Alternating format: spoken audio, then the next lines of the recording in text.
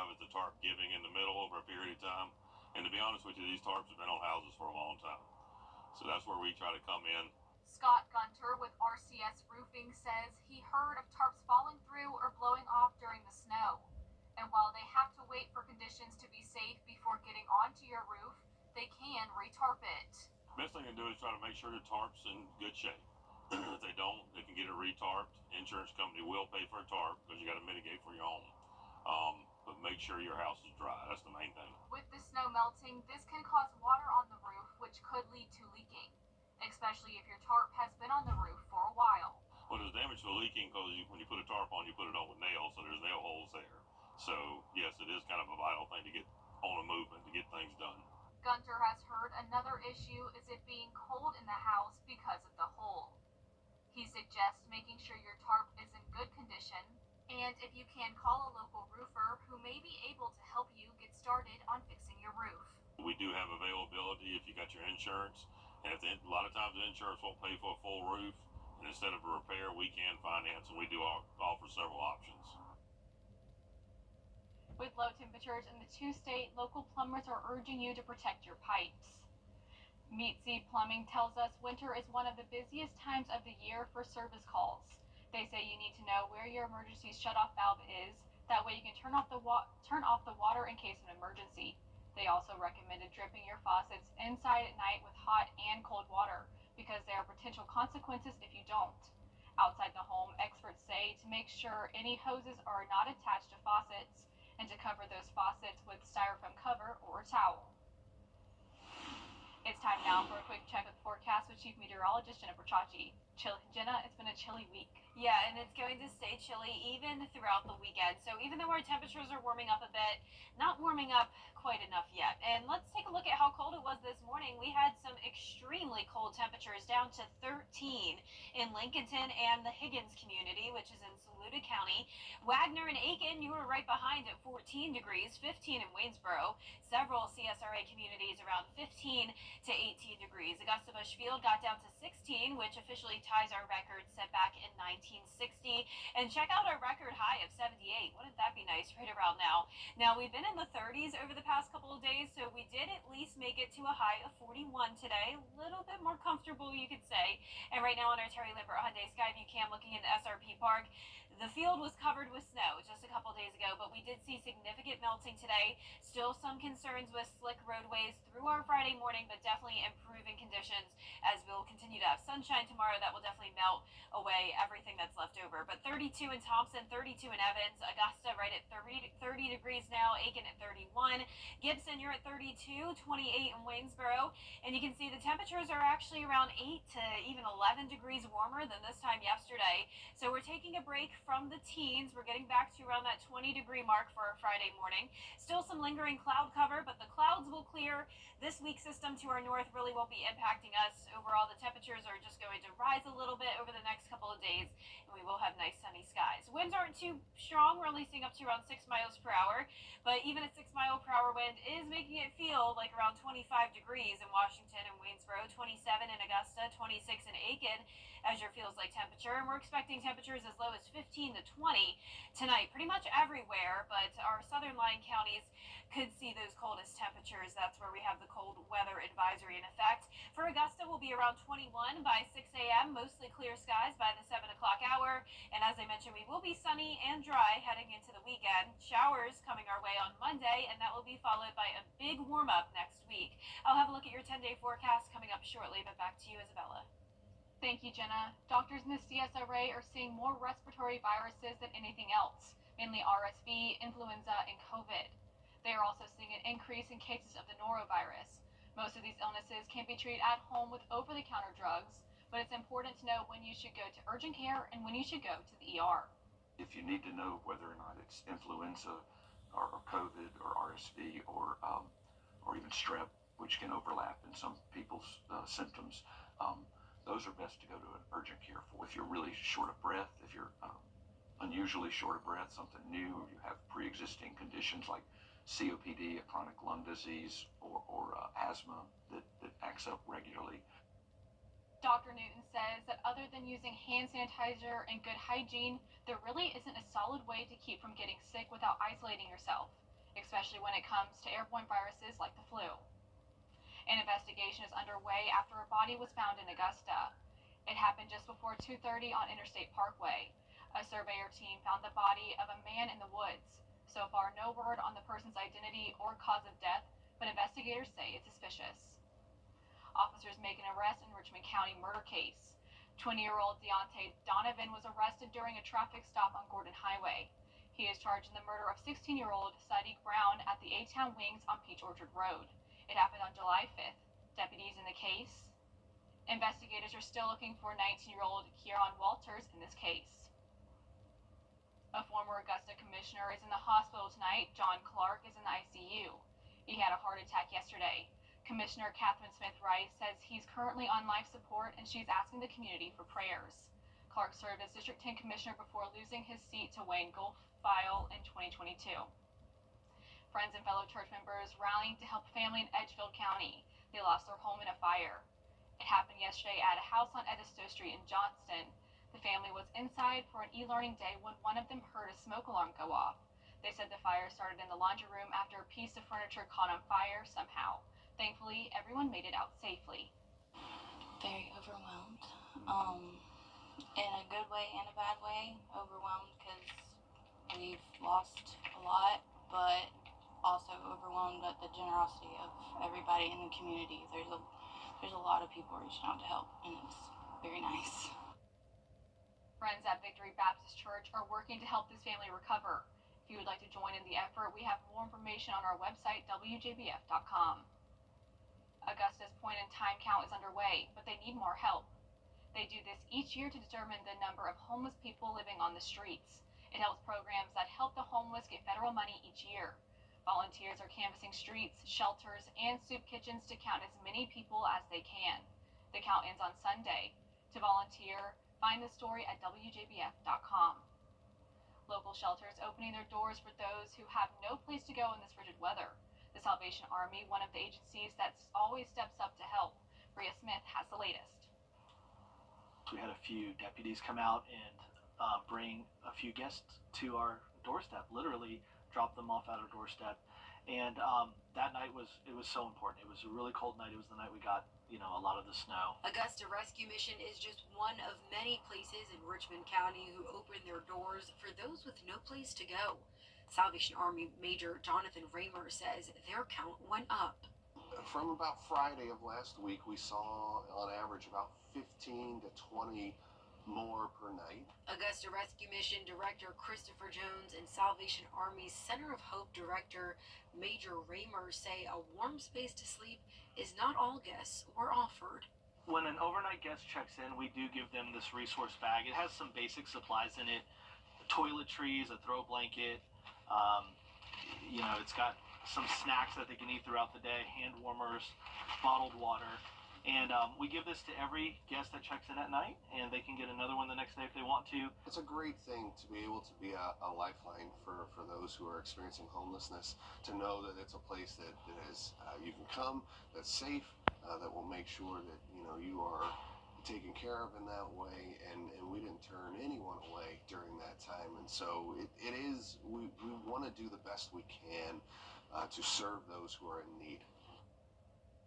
If you're someone in need of a warm place to sleep, you can find more information on warming centers at WJBF.com. Coming up, salt on roads, how it can impact your vehicles over time. We'll have those details after Jenna's forecast.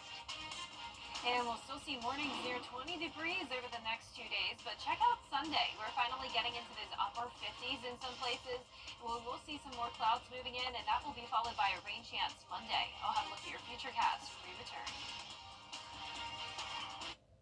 Come on in to Davis Appliance and Furniture, where you can find the best deals in town. It's tax time, so when that refund comes in, it's the perfect time to get the furniture you've always wanted. For the brands you trust at the lowest prices, visit us at Davis Appliance and Furniture. For perspective on what this... Come on in to Davis Appliance and Furniture, where you can find the best deals in town. It's tax time, so when that refund comes in, it's the perfect time to get the furniture you've always wanted. For the brands you trust at the lowest prices, visit us at Davis Appliance and Furniture. Now, your most accurate Your forecast with WJBF Live Viper 6. Welcome back and happy Friday Eve to you. You're taking a look at our Terry Lambert Hyundai Skyview Cam in Aiken. A chilly night, nice and dry though, 30 degrees and feeling like 27. Nothing new here. Dew point of 21. Winds are coming in light from the west. Upper 20s to low 30s across the board. So pretty much everyone is at or below freezing this evening.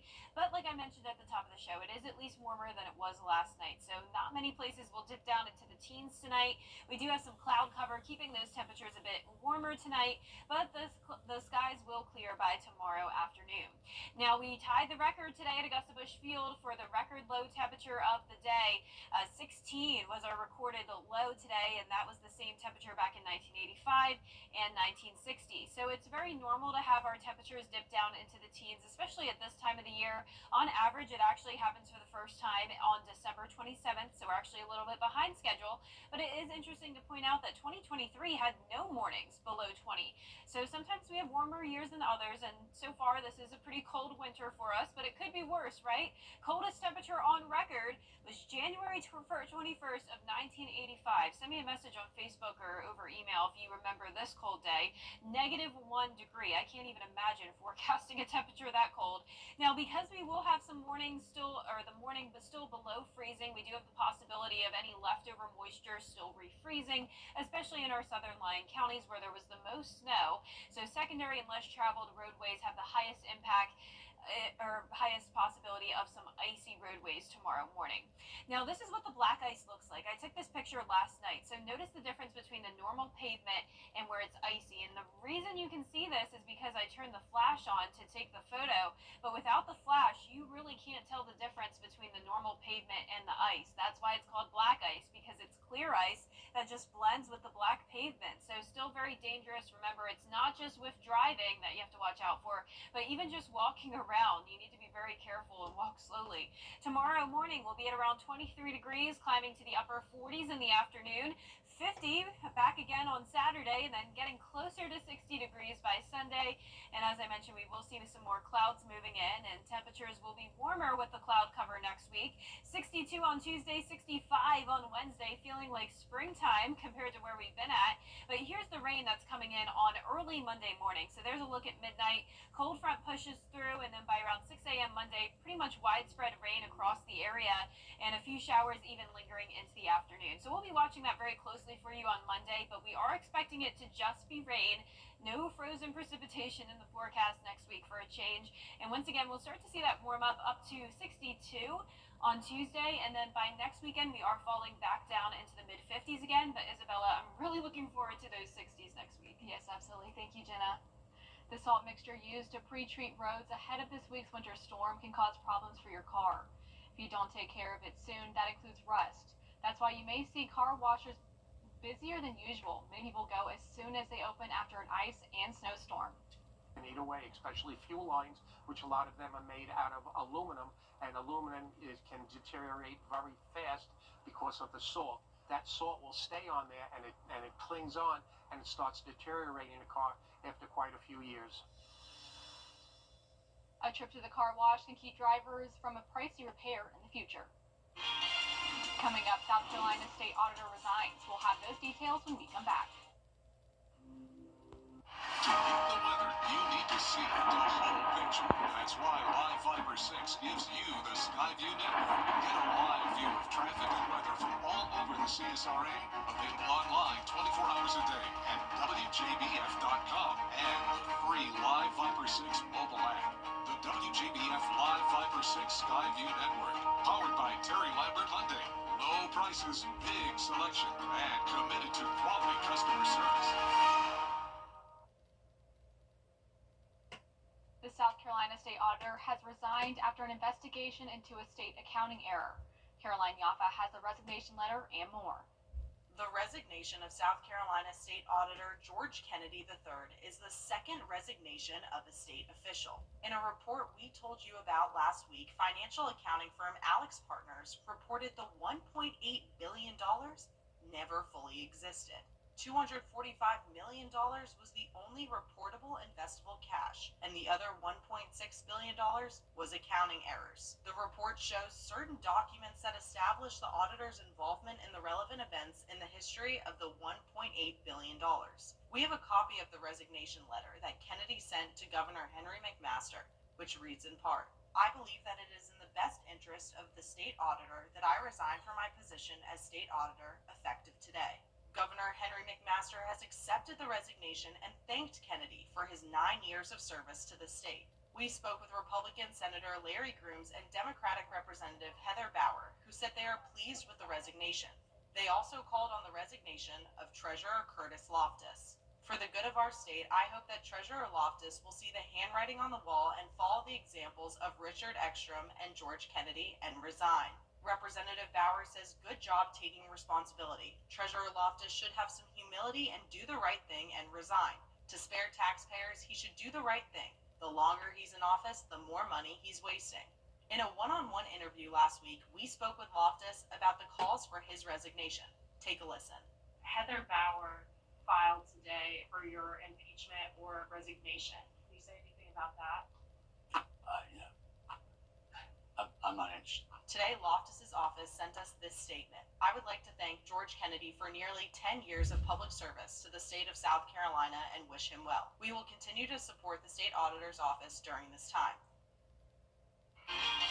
Coming up, Augusta's men's basketball player Dimitri Gardner is top leading scorer for the Jags. Hear more about his year-to-year progress in sports.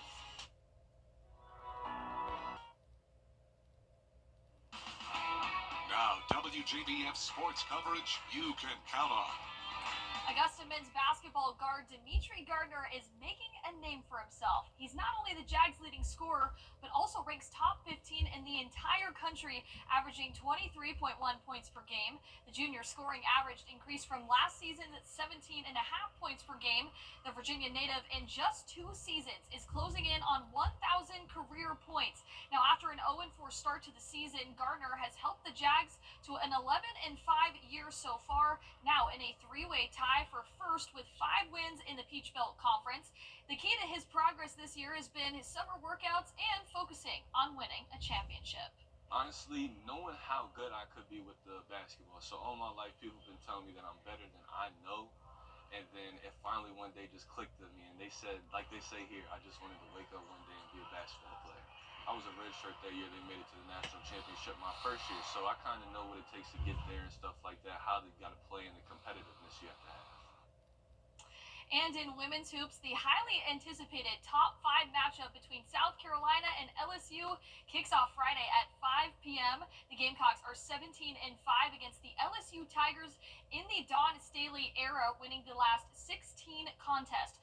But last season's games were tight battles, with both games decided in the fourth quarter. The South Carolina defense will prove to be a key factor, as the unit has only allowed 55.1 points per game thus far, and the team also leads the SEC with 6.33 blocks per game. Now, on the other side of the ball, USC is 6th in the nation, averaging 42 points in the paint per game, but one of these teams will be handed their first loss in conference play.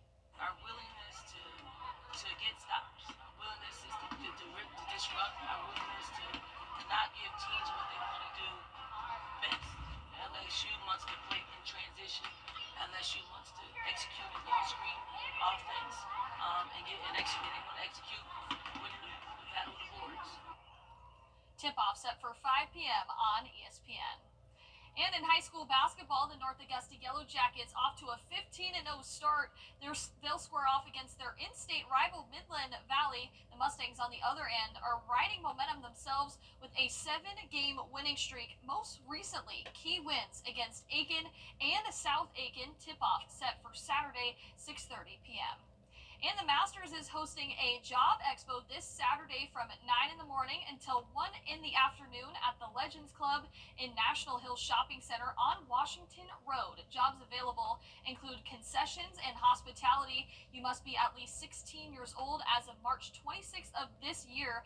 Now, if you can't make it, you can also apply online. We have all of that info at WJBF.com. That's it for sports. We'll be back. .com or call 803-641-3305.